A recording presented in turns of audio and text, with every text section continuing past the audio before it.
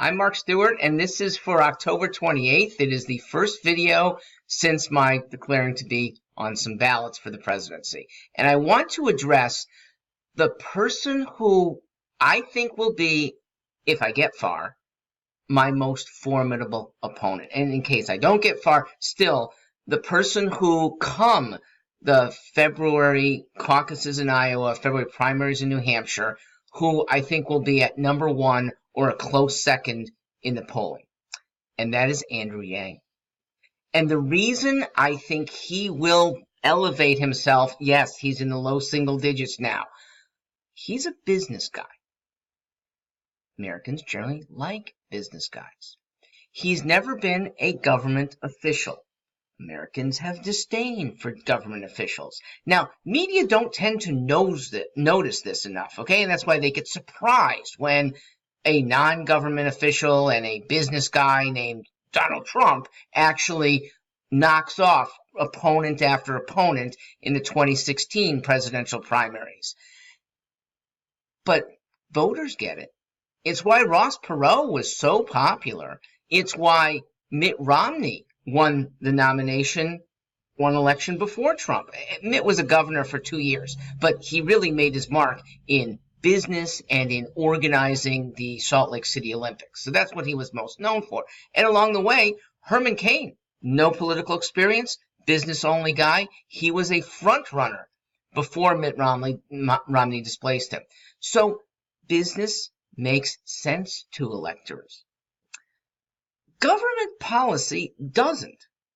We put up with it, but it's not our natural. Government policy doesn't emulate what good businesses do. It doesn't even emulate what we do in our homes. And to the extent that suburban homemakers are supposedly difference makers here, once again, advantage Yang. So, this is meant to address a prominent point that he made last week about technology replacing workers. And Walmart has publicized that it is going to step up its use of robots.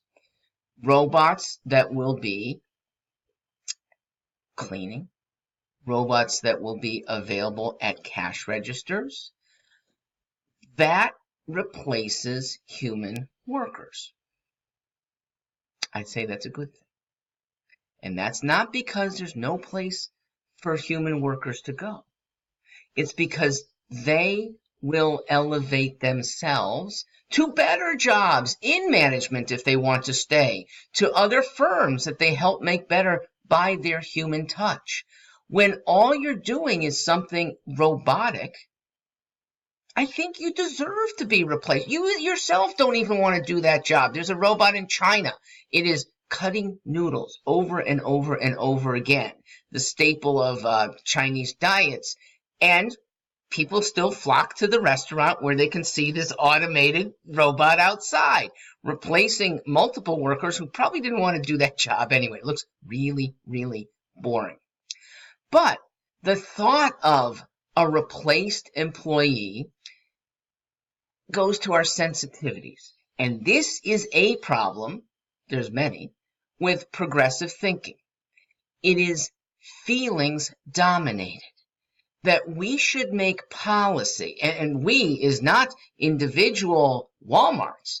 It's the government that might keep individual firms from doing what they think is best. The progressives are intoxicated by feelings. And that's okay if you want to do this in your private life. But when you're trying to legislate based on feelings, it is dangerous. Andrew is smart. This aspect is about economics. It is his field. And it should be about economics. Welfare is not really about economics. Welfare is using your money to help those who economically don't hold their own. Welfare, the bad kind, is using other people's money to help those who economically don't hold their own. And sometimes it's a worthy investment in those people or in the community, but it deserves to be parsed to see Is this government investment likely to pay off, or is it just a sop? Is it just something to keep constituents, a small group of them, happy, or keep certain people funded well and not allow them, or not prod them anyway, to move on up? That's about a private morality. If you, Andrew, really want to help deserving Walmart employees, how about tipping them? I know that's not the standard, but that is a way to help assure a higher income for them. Now, the free market system has an even better way. It is to promote the employees who do really well, or keep them in the same job but pay them better. The guy who reshelves 5 Walmart aisles in the same time that the average reseller does 3 deserves a raise. He's getting stuff done better for the company. The cashier who moves people through her line faster, 60% faster than the average cashier, she too deserves a raise. She's cutting down the line length. She's making customers get through happy. She's probably cheerful at the same time. This is a good employee, and a good company recognizes and stratifies salaries based on better and not better. Government welfare does not do that. It's a blunt instrument. Government welfare also is animated more by lobbying and feelings and vote getting. At the federal level, government welfare also happens to be unconstitutional. We'll get back to that in some other time. And find me a place in the United States Constitution where it says or even implies that the federal government shall make efforts to uphold wages at the expense of technology. Now, government aside, is uplifting technology, sometimes at the expense of human workers, wise? Is it wise to hold back the progress because some people are going to otherwise have dislocations in their jobs? I would say that churning of jobs is a good thing. Almost everybody moves up after having been fired. It might take a while, but if you work on your skills, you're almost certainly better employed. Ask almost anyone, are you better employed now than you were 15 years ago? Also, I'll call it a threat, but threats aren't necessarily bad things. The threat of a job loss, if you don't keep up, is often what keeps you in your job in the first place and doing better for yourself, for your employer, and for the people that you serve. I'll close by asking, is it better to have had the automobile replace horses and all the tanners that helped horses and blacksmiths that shoed horses? Or should we still have horses pooping in the street, moving along at 6 miles an hour, needing to be fed and sheltered somewhere else? Not many people will say that it is better. A few, okay, and they might be on some Vermont farms, and God bless them. Is it better that we have refrigerationing and modern processing so that women don't have to spend so much time churning butter? 140 years ago, about 2 hours a week of your average woman's time was spent making butter for the household. Now, $2, you have butter, margarine, easily available at the store, fewer germs, better preserved. Technology frees us. And I understand that technology is disconcerting.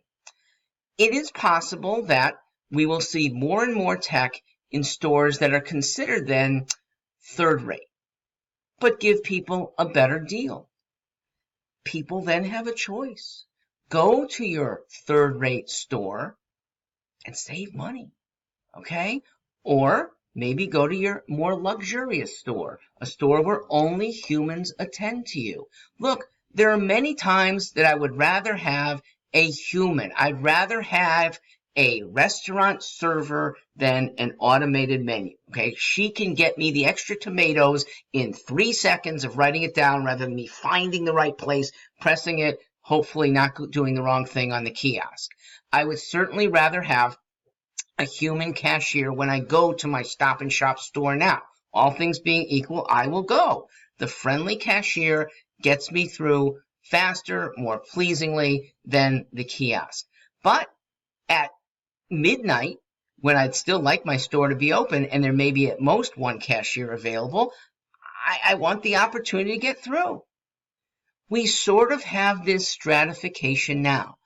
A mile away from the dollar store here is Saks Fifth Avenue. Okay? For most of my purchases right now, I prefer the dollar store. Fifth Ave will come later if I have a lot more money. By the way, Fifth Avenue is where Donald Trump resides when he's not in the White House. The stratification is not a bad thing. It gives, again, more choices. And to hold back those that want to make progress, to use technology to free us, is to protect a small group of people against long-term change and diminish every consumer that would prefer choice and prefer change. I'm Mark Stewart. Thanks for listening.